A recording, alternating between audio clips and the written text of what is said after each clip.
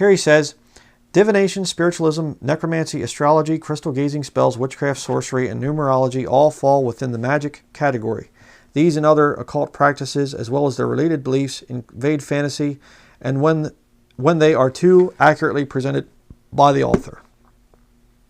Well, let's see. Tolkien had divination with the runes. Spiritualism, he certainly had that. Necromancy, yep, that's there. Astrology, yeah, looking up in the skies and stuff like this. And he had runes, special runes that appeared with only on the cycle of a full moon.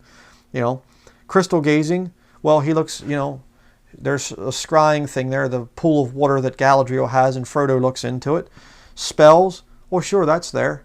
You know, this king, I forget the king, it's been a while now since I watched these movies, but the one king, he's under a spell by Saruman. So there were spells, witchcraft, all through the thing, and sorcery, and numerology. It's all in Tolkien's book, and he's saying that stuff is bad, but these other, you know, it's okay, some of the other stuff.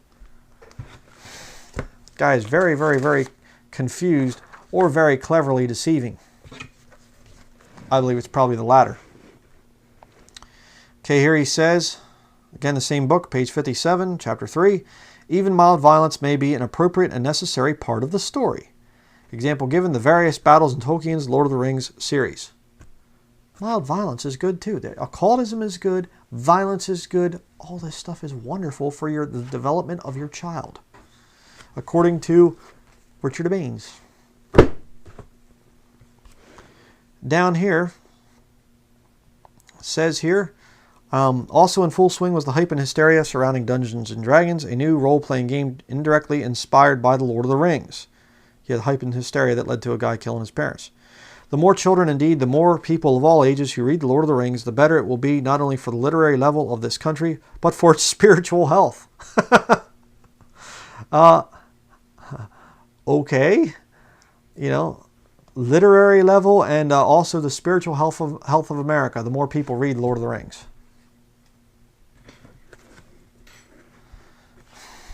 Like Tolkien's elves, the Maiar and Valar are simply exercising their God-given, i.e. Eru-given, it's not God, it's Eru, given abilities when they practice magic, either for good or evil. It's God-given abilities when you practice magic for good or evil. Don't you understand that? That's in the King James Bible. The book of Acts, they were practicing magic for good and evil. Continuing, page 174, chapter 7. Tolkien's magic bears little outward resemblance to an actual occult practices in our world. Liar.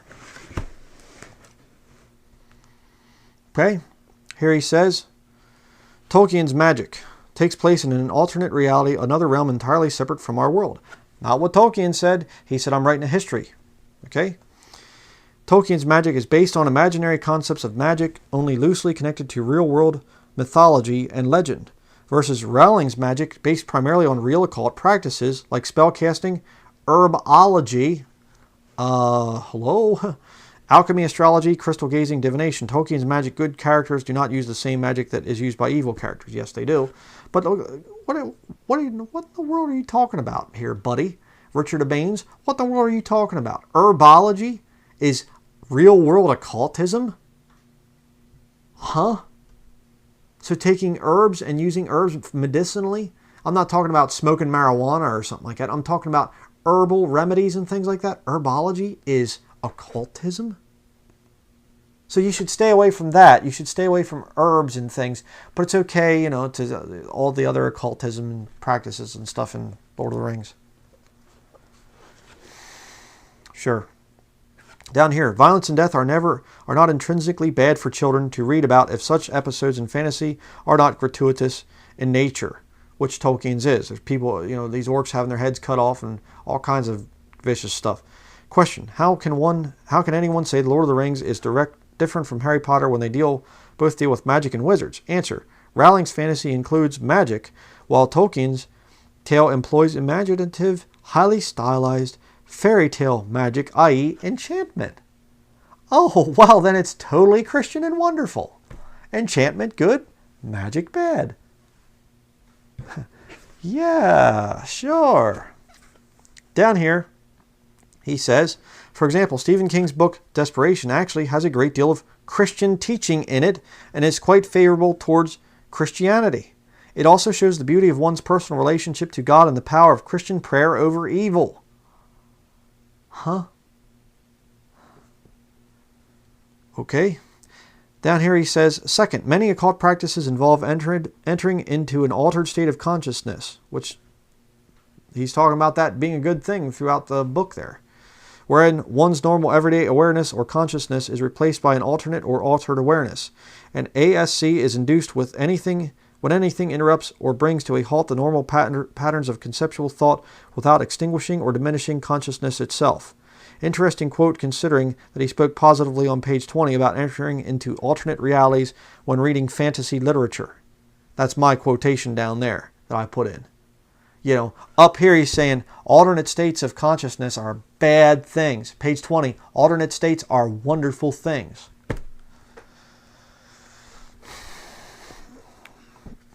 And, you know, I'm not been keeping up with things, but the guy's probably coming out and selling more books to promote the new Lord of the Rings stuff. Down here it says, people of all faiths have enjoyed the adventures of Frodo, Sam, Gandalf, and others. Sure. Well, if it was Bible-based, wouldn't it be leading people to the Lord? The Lord Jesus Christ. Okay, up here it says, for the Christian, this can mean only one thing. Fantasy is a place where we can come face to face with Christ. Okay, this is the Finding God in the Lord of the Rings book. Number 4 here, Gospel according to Tolkien. It says, Lord of the Rings, according to 3 different polls, British readers declared it to be the most important book of the 20th century. Not the Bible, but the Lord of the Rings. Tolkien honors, for example, the deep fatalism that characterizes pagan life, whether it be the contemporary paganism of the late modern West or the far nobler kind that prevailed in ancient Germany and Scandinavia, as well as antique Greece and Rome. So, yeah. Here we go again. Genesis records God as speaking the cosmos into being, and the 4th evangelist declared God to be the Logos who stands at the beginning of things, even as he declares Jesus Christ to be the Logos who has become flesh. Christians are, by definition, logocentrists. We believe that the incarnate Logos is the center of the cosmos. Okay, wrong. The guy's nuts. Here we go again, page 41. Saruman the White begins as a righteous wizard for whom Gandalf has the utmost regard. So you can begin as a righteous wizard. What is a righteous wizard, you know? I mean, it's like saying a sanctified stripper. You know? Sure. Continuing here, he says, we confess instead Christ's descent into hell while admitting that it too is a created realm, not an eternal reality. Ralph Wood, the Gospel according to Tolkien, does not believe in the reality of hell. It's not eternal. It's a created realm, but it's not eternal. You don't have to worry about going to hell forever and ever and ever. I mean, when Jesus said about plucking out your eye and cutting off your hand rather than going to hell, he was just fooling around. That was just fun. Poetic, you know? Sure. Okay, here we go again. Many of my students have confessed that they feel clean after reading The Lord of the Rings. How disgusting. Okay, number 5, this Walking with Frodo devotional book. She talks about, we know the mantra, New Age occult term. Number 6, the fiction of Tolkien. It says, speaking about Gandalf, his own reincarnation, he interprets as one more move in the plan. So Tolkien's reincarnated. Or not Tolkien, excuse me, Gandalf. Which Tolkien says, you know, I don't really see any reason to not believe in reincarnation. Okay, continuing here, it says, Tolkien is careful never to say anything explicit about the nothingness to which they go. Doubly careful never to call it hell, but it shares with hell the distinguishing feature of total estrangement from ultimate being. Well, sorry there, but it was purgatory that Tolkien was saying about some of these creatures going to. Tolkien's sense of the aliveness of the... Well, let me show you here. Tolkien's sense of the aliveness of this poplar and consequently of the cruelty done to it is so strong as to arouse in him the indignation one might feel at the murder of a man. In other words, Tolkien was somewhat of a tree hugger. He didn't like trees being cut down. Guess he wouldn't like me too much being a logger. Former logger. Wouldn't like my channel name being named after a chainsaw. But down here it says, through the use of the Palantir, Aragorn grows to maturity. One of these is Tolkien's belief that a sub-creator of tales besides glimpsing existing reality is allowed by God's grace to contribute to the ongoing process of divine creation. So the Bible isn't what you need, standard in all matters of faith and practice. No. We keep creating. Keep creating truth, new truths that contradict and overthrow the Bible,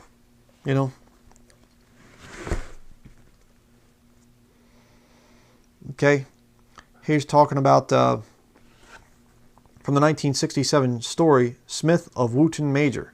Tolkien wrote other books too, by the way. I haven't read every single little thing that he ever wrote. I read the main things about his Middle-earth stuff. But he wrote this Smith of Wootton Major. Look what it says here. Smith with his star glowing brightly on his forehead. So Tolkien is writing a book about a man that has a star upon his forehead. Revelation chapter 13. Here we have tears the star from his brow. Okay, thing there happens. Smith can be a practitioner of the white art, white witchcraft, white magic. He wants to sum it up once more, one of the master images of all his work, the Tree of Tales, which is the symbol of fairy, or the Yggdrasil that I showed earlier there from the Nordic myths. His shining shield was scored with runes to ward all wounds and harm from him. Here he talks about astrology and divination down in here.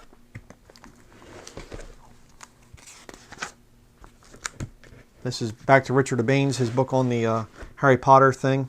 It says, it is a natural ability given only to elves. No other race, including orcs, trolls, dwarves, hobbits, and others, has magical capabilities. So it must be good then, right? Down here, beyond a limited number of vague similarities, Tolkien's works and those of J.K. Rowling are vastly different. No, they're not. All right, quotes concerning C.S. Lewis. It says here, Lewis, who would become the greatest Christian apologist of the 20th century. Lewis had his eccentricities. He drank frequently and heavily and smoked up to 60 cigarettes a day in addition to smoking a pipe regularly. 60 cigarettes a day? And he's the greatest Christian apologist of the 20th century? And heavily drinking and smoking a pipe too?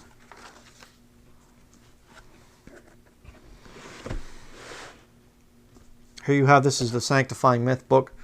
The story of Christ is simply a true myth. We talked about that earlier. A man who disbelieved the Christian story as fact but continually fed on its myth would perhaps, Lewis explained, be more spiritually alive than one who assented and did not think much about it. So in other words, if you have faith, if you just believe by faith, you're not really much of anything. You just say, oh, I believe the Christian myth and I think it's just a myth. Then you're really spiritual like Tolkien. Sure. Okay, down here, the same book, page 100. First, the story of Numenor represents Tolkien's incorporation of the Atlantis myth into his own legendarium. Tolkien believed that Atlantis, or a version of it, was fundamental to mythical history, whether it contained a basis in reality or not. Lewis must have agreed with Tolkien, as he referred to Tolkien's version of Numenor several times in his famous space trilogy, and also alludes to it in the Chronicles of Narnia. These guys work together. Here we have, in the Chronicles of Narnia series, for instance, devout Christian C.S. Lewis positively speaks of a stargazer, which in our world normally would refer to an astrologer. Such a reference completely contradicts Lewis's faith. Noteworthy, however, is the fact that Lewis's stargazer is not in our world. Oh, then it must be good. Up here it says, Speaking of, this would be, let's see, 1, 2, 3, 4. C.S. Lewis in the Catholic Church. Okay? It says here, he spoke of the Blessed Virgin and made his confession to his priest regularly and believed in purgatory and even came to refer to the Eucharist as Heaven Help Us All, the Mass. So he believed in the Mass. Here it says, in a development that has puzzled some of his Protestant champions to no end, Lewis has been credited or blamed in recent years with setting numerous people on the road to Rome. Yep. Two traditionally Catholic theological subjects as treated in the pages of Lewis. These two subjects are purgatory and the real presence of Christ in the Eucharist, both of which Lewis seems to have understood remarkably well and to have believed in strongly. Down here, it's talking about C.S. Lewis. Speaking of C.S. Lewis, it says there he wrote two letters to Malcolm, chiefly on prayer, published posthumously, in other words, after he died in 1963. He says, our souls demand purgatory, don't they? And you think C.S. Lewis was a Christian? Wrong. Down here it says, discussing a letter C.S. Lewis wrote where he condemned Puritans, it is interesting to note Lewis's criticism in this letter of what might be termed bibliolatry, the superstitious and idolatrous worship of the Bible, which results from its being read without due deference and reference to theological tradition. So I guess I'm a bibliolater, Bible thumper, narrow-minded bigot. Yeah, heard it before. Down here he says, religious faith, he wrote in a letter to a friend in 1921, was unsuitable for us who are alive now. We know too much and see life too widely, and it is culpable not to make use of our widened landscape. Theirs was not the comfortable little universe with heaven above and hell beneath, an absolute up and down, and a bare 6,000 years of recorded history. That's what C.S. Lewis thought about Christians and thought about the Bible. It's not enough. We're so much smarter than that now. We don't believe, in heaven above and hell beneath and only 6,000 years of recorded history. Ha, ha, ha. C.S. Lewis isn't laughing now, is he? It says here, according to Walter Hooper, Lewis's friend and biographer, a realization of the truth in mythologies triggered Lewis's conversion to Christianity. So it wasn't him coming to God as a sinner.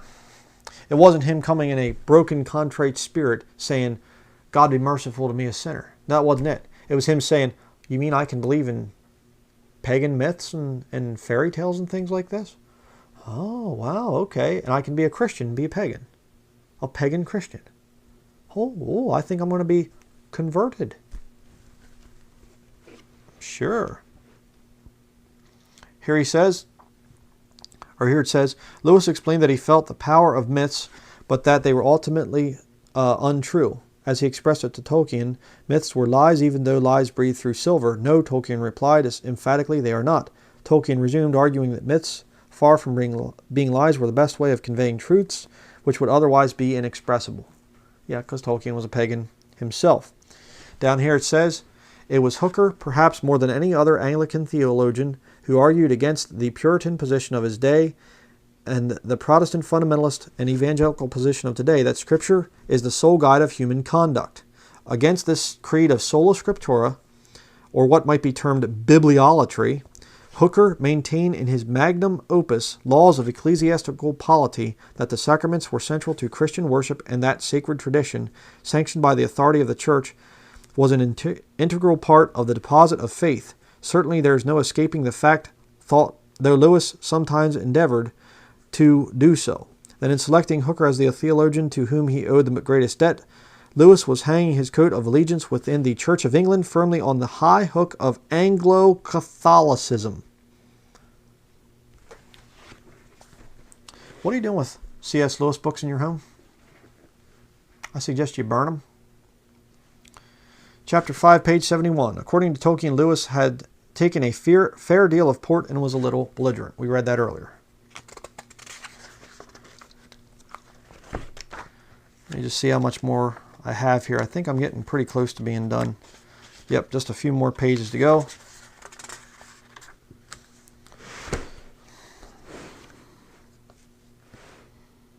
Here we have the same book. It says here, this woman has got to be in some ways like a pagan goddess and in other ways like the Blessed Virgin. You know, Sister Penelope. He's what Tolkien wrote to in his book Paralandra. She's a pagan goddess, but like the Blessed Virgin. Yeah. Down here he says, Did you never hear of the refrigerium? It means that the damned have holidays, excursions, ye understand. C.S. Lewis was, quoting C.S. Lewis's Great Divorce, he basically says about this warped, philosophy of this thing called a refrigerium, where basically the people in hell get to go to heaven for a little bit before they have to go back to hell again. They get like a little bit of time off or something. Nonsense.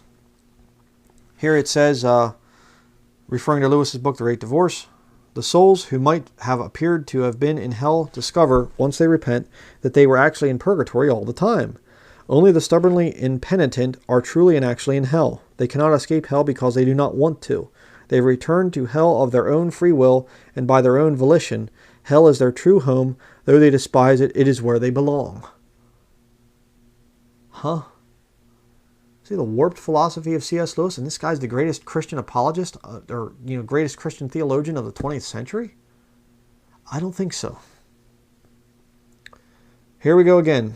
There are three things that spread the Christ life to us. Lewis asserts baptism, belief, and the mysterious action which different Christians call by different names, Holy Communion, the Mass, or the Lord's Supper. Lewis is excluding the Protestant doctrine of sola fide from the merely Christian. This guy wasn't saved. Down here it says, the yellow quote here, quoting from Mere Christianity, Lewis concludes that this explains why this new life is spread not only by purely mental acts like belief, but by bodily acts like baptism and Holy Communion. God never meant man to be a purely spiritual creature. That is why he uses material things like bread and wine to put the new life into us. He was a Catholic.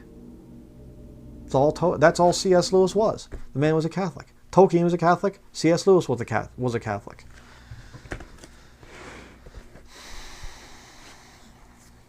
Continuing here, it says, same book, it says, and of course, in stating in Mere Christianity that a church-going self-righteous prig might be nearer to hell than a prostitute.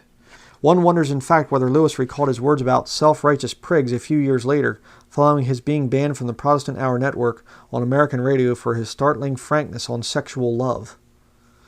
Take, for instance, the allusion to purgatory in Lewis's mention of the purification after death, or his references to the Blessed Sacrament as the holiest object presented to your senses.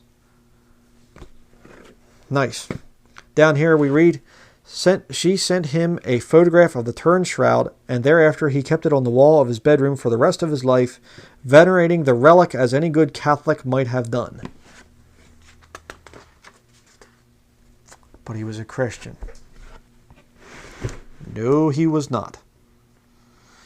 Lewis's reiteration of his belief in purgatory, of course I pray for the dead, he states he hardly knew how the rest of his prayers would survive if, quote, those for the dead were forbidden. Down here, when you die, and if prison visiting is allowed, come down and look me up in purgatory. He writes to a Catholic nun, Sister Penelope. Prison visiting, if you can come down and visit me in purgatory, come on down. Well, she's down there with him now, probably in hell, burning, and they're realizing it's not purgatory, and they aren't getting out. Okay, down here, without going into much detail, suffice it to say that Lewis was an occultist. He was a theosophist before he turned to the Anglican Church, but he took his occultic ideas with him. That's from Dr. Kathy Burns' book. Here again, we read in Kathy Burns' book, some people seem to think that I began by asking myself how I could say something about Christianity to children, then fixed on the fairy tale as an instrument, then collected information about child psychology and decided what age group I'd write for, then drew up a list of basic Christian truths and hammered out allegories to embody them. This is all pure moonshine. This is what C.S. Lewis is saying here. I couldn't write in that way at all. Everything began with images, a fawn carrying an umbrella, a queen on a sledge, a magnificent lion. At first there wasn't even anything Christian about them. That element pushed itself in of its own accord. I don't think so. So again, Tolkien is saying, no, there's nothing Christian in here. And then later he says, well, yeah, maybe, kind of. C.S. Lewis is saying the same thing. You say, but I think it's good to read these to our children and stuff so that they have a healthy alternate reality and fantasy and things like this. You read this kind of pagan satanic junk to your children, it's going to mess them up. Okay, it says here, Kathy Burns' book again, Billy Graham and His Friends, it says, interestingly, occult stores carry the Chronicles of Narnia and other books by Lewis. A New Age publisher actually named their company Aslan Publishing. That's nice.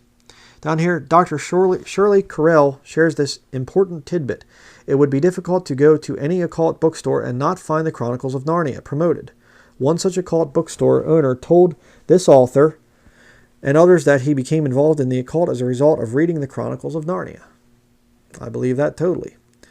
The books were discovered by students of mystical metaphysics because they truly convey an inspirational feeling of sacred dimensions parallel to the physical plane. Enter Narnia and you experience magical lands and enchanted happenings. So kids that are into the occult, mess around with Satanism and stuff, they love the books. Moreover, Lewis believed the Bible to be flawed, denied the depravity of man, the inerrancy of Scripture, and the substitutionary atonement of Jesus Christ. And he's a Christian apologist? No, he isn't. He suggested that Jesus was an ignorant prophet, regrettably tied to the Jewish messianic myth. Lewis further suggested that Jesus' prophecies had failed to come to pass. Lewis wrote, I have the deepest respect for pagan myths, still more for the myths in the Holy Scriptures. Insane. Down here we read, in Mere Christianity, Lewis wrote that God said in the Bible that we were gods, lowercase g, and he is going to make good his words. If we let him. If we can prevent him, if we choose, he will make the feeblest and filthiest of us into a god or goddess. Dazzling, radiant, immortal creature, pulsating all through with such energy and joy and wisdom and love as we cannot now imagine. C.S. Lewis. Yeah. And again, quotes which are attacks on real Bible-believing Christians. The sanctifying myth here of Tolkien, it says, the Christian fundamentalists have rejected the importance of myth. Amen. Praise the Lord. Absolutely right. Here they say, for religious fundamentalists, myths also represent lies. Myths, the argument runs, constitute dangerous rivals to the Christian truth. No, it's not a dangerous rival, it's just a pagan lie. And it may lead the unwary astray even into the very grip of hell. And they do. Why study the Volsunga or Homer, for example, when the Christian gospel tells us all we need for salvation? It is likely the fundamentalist concludes that all myth comes from the devil and in his attempt to distract us from the truth of Christ. The ancient gods and demigods of Greece, Rome, and Northern Europe, after all, must have been nothing more than demons in disguise. That's exactly true. Yeah. The Protestant fascination with the early primitive Christian church, Tolkien wrote, simply resulted in a morbid fascination with ignorance. That's your boy there. Go to the Christian bookstore and buy this Satanic Losers books. Morbid fascination with ignorance if you're trying to do things the Bible way. Down here it says, Tolkien's sanctifying myth still, it says Tolkien's own dislike of Protestantism surfaced frequently. Of course it did. He was a radical Catholic. He labeled the Reformation the Western European Revolt, in which little more than an evil attack on the sanctity of the Blessed Sacrament with faith works a mere red herring. In other words, he was like, oh, the Reformation attacked the Blessed Sacrament. Oh, yeah. Terrible. This book does not advocate book burning, book banning, or rigid censorship. Let me say that again. I am not in any way advocating book burning, book banning, or rigid censorship. Again, which one? Faith, fantasy, and your family. Excuse me, not faith. Yeah, he wouldn't write that. Richard A. Baines. Well, sorry there, buddy, because I'm going to burn your book when I'm done with this study. I'm going to enjoy burning it. Okay. Let's see down here. When closely examined, the concerns most often expressed by Christians regarding the Lord of the Rings are without merit. Their objections commonly rest on several misunderstandings of the text. For example, as previously stated, Tolkien's wizards are not the kind of wizards condemned in the Bible. They are, for all intents and purposes, angels. Okay, sure. Insane. And I like to remind their old Abanes there that there are fallen angels, you know. Surprisingly, despite such learned opinions, The Lord of the Rings continues to be interpreted by some individuals as a kind of promotional volume for occultism. That's exactly what it is. This may be due in part to their unfamiliarity with the work. I read them all. I read the letters of Tolkien, the biography of Tolkien, the Silmarillion. I've seen all the movies. I've seen all the movies with the special interviews with the actors and all the other stuff. I've seen it all. I understand the occult. I understand Satanism. And I can tell you all this stuff here, satanic. And it's going to burn. So it's not an unfamiliarity with the work. I don't think so. Down here it says religious extremism and narrow-minded bigotry. The worst examples of misguided zealotry. Example given, book burning. Well, I'm going to just prove that is absolutely true by burning your books there, Richard Baines. And I'm going to enjoy doing it. Ignorant Bible thumpers. This guy's a Christian, mind you. You go into a Christian bookstore, you know, Dove, Joy, any of these other satanic places. You go in there, you buy this book from a Christian author, you know, and he's talking about ignorant Bible thumpers. And saying, there's nothing wrong with occultism. There's nothing wrong with that stuff. It's good to have fantasy. If your children aren't being involved in fantasy, they're deprived. Right there. A witch, a Satanist entering into professing Christianity and claiming to be a Christian. That's what that book is. He says here, ignorant Bible thumpers. Numerous articles have even resorted to mocking Christians as narrow-minded moralists. Oh, horrors. Oh, terrible. You know? Okay, it says here, to be fair, concern over book burning is legitimate. It can lead to all manner of unnecessary censorship if book burners attempt to impose by force their values on others. Oh, we should never do that. You should never witness for Jesus Christ. You should never tell people that they're going to hell. Here he says, there may indeed be some individuals who call themselves Christians and exhibit a lack of sophistication about certain issues. However, labeling all Christians as narrow-minded bigots seems more of an attack against the Christian religion than against any arguments against Harry Potter. Right. Okay. Then you go into the thing here, Tolkien's smoking and drinking habits. I think I already talked about that.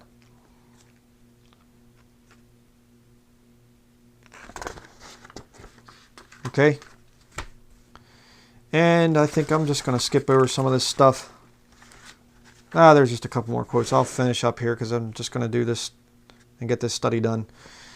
Quotes that claim Tolkien's books are historical, not merely fiction. Lewis G. Hale in the Saturday Review treated the Fellowship of the Rings as a serious history of a real time and a real place. Yeah, because they're half nuts. The book is all about the world that God created, the actual world of this planet. You know? That's what Tolkien said.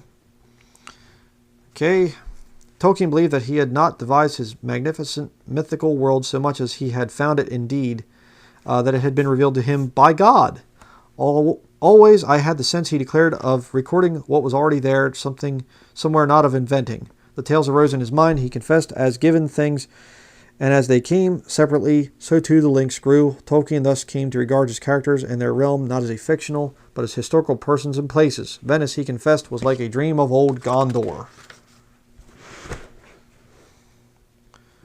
Okay, here it says, Tolkien has not yet learned to take the pains he later takes to make us accept this world as our own planet and the events of his story as a portion of Earth's distant prehistory. Sure. People get so desperate to sanctify and to bring in paganism and all this other stuff that they resort to fiction, works of fiction, and say, actually, it's really, truly history. Well, here we have his biography, page 111. One easily understands Michael Tolkien's remark that from his father he inherited an almost obsessive love of trees and considered the massive felling of trees the wanton murder of living beings for very shoddy ends. You know, yeah, I agree with that. You shouldn't cut down trees to print this kind of crap.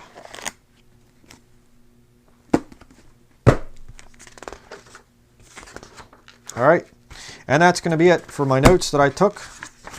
And, you know, there's so many things in here we could go over, and I'm not going to go over all this stuff just because, you know, what's the point? I mean, if you've seen these quotes, if you've seen all this stuff and you're not convinced and you say, well, you know, I still think that Lord of the Rings is a good Christian thing and I think I can read it to my children.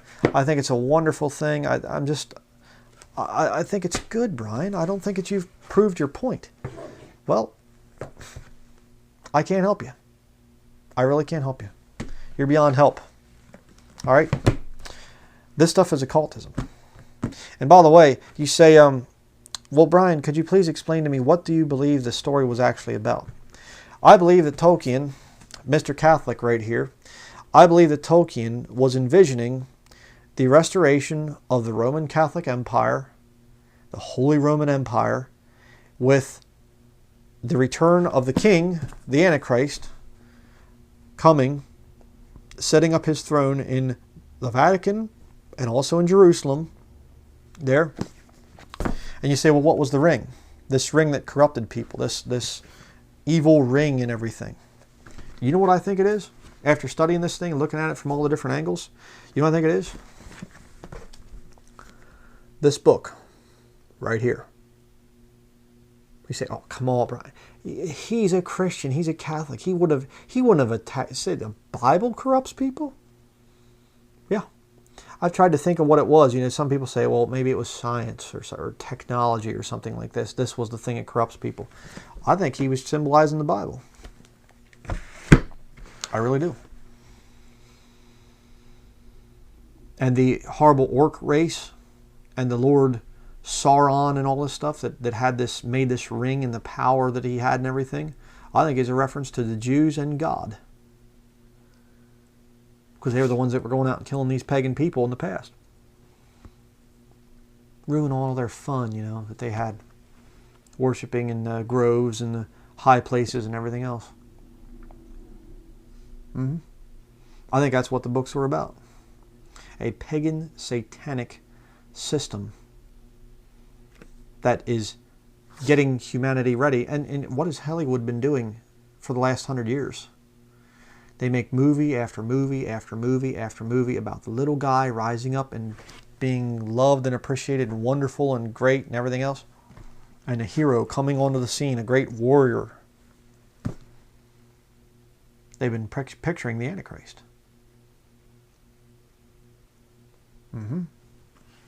That's what this is about.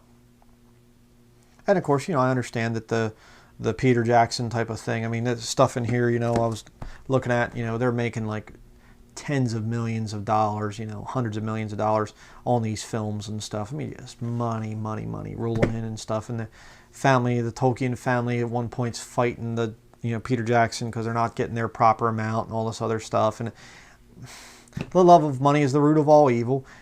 C.S. Lewis and Tolkien and they wouldn't have printed their books if it wasn't about money, you know. And Peter Jackson wouldn't have made these stupid movies over in here. He wouldn't have made these movies if there wasn't millions of dollars in it. And that's what the new movie coming out in December is going to be. It's just another bringing out more witchcraft, more Satanism to get the masses to accept it, to get the masses to love it. So God's wrath has to come upon this country. That's what this thing is. That's all it is.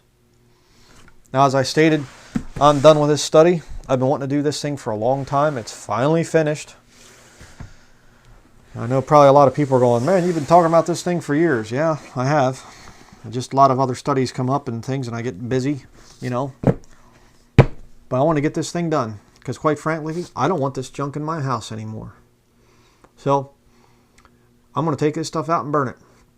Maybe I'll post a video of it, you know, in the future. Me destroying all this garbage here.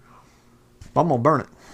And let me tell you something. If you have Tolkien's Lord of the Rings or C.S. Lewis's Chronicles of Narnia, you need to get rid of them.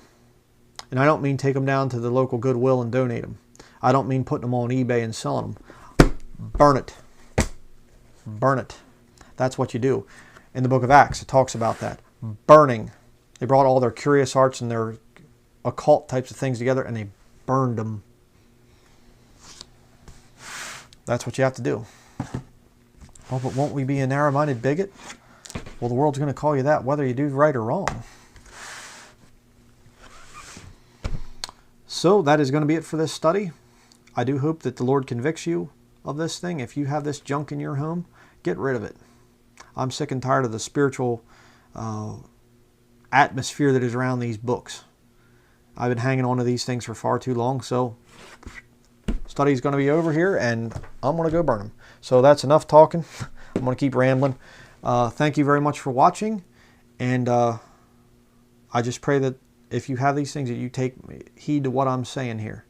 All right, and I didn't even get into the actual, books and things and what goes on in these books. The Lord of the Rings trilogy and the Hobbit here. There's witchcraft and magic all through these things, spell casting and all kinds of stuff. It's just wizardry and witchcraft under a Christian pretense. And it's not Christian. That is it. Thank you very much for watching.